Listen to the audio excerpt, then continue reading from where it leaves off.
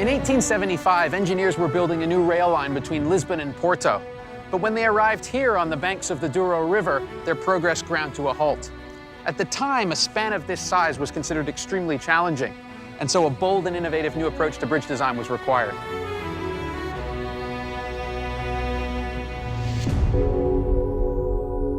French engineer Gustave Eiffel was up for the challenge.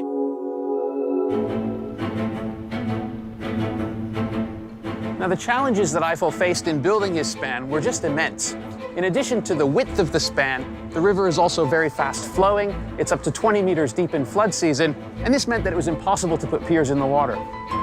With no obvious way to support the bridge, Eiffel proposed an audacious solution, an enormous single arch built into the sides of the riverbank.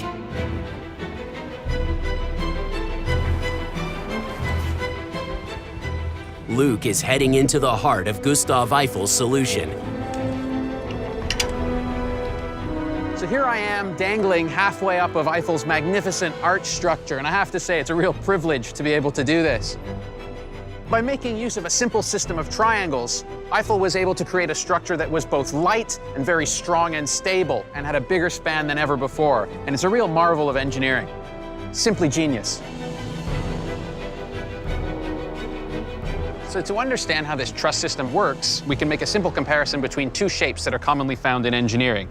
If we look first at the square, you can see that if I push down on it, it doesn't take long until that square deforms and collapses. And that's because the square lacks inherent stability and rigidity.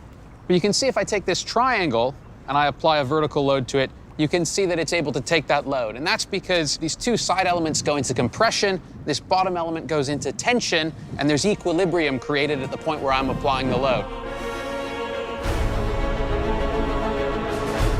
By exploiting simple physics, Eiffel left his mark on engineering history when his bridge spanned the greatest distance of its age.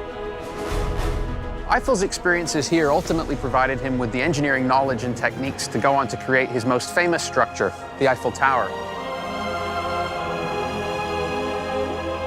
Not only that, but in creating this, he helped to completely redefine arch construction.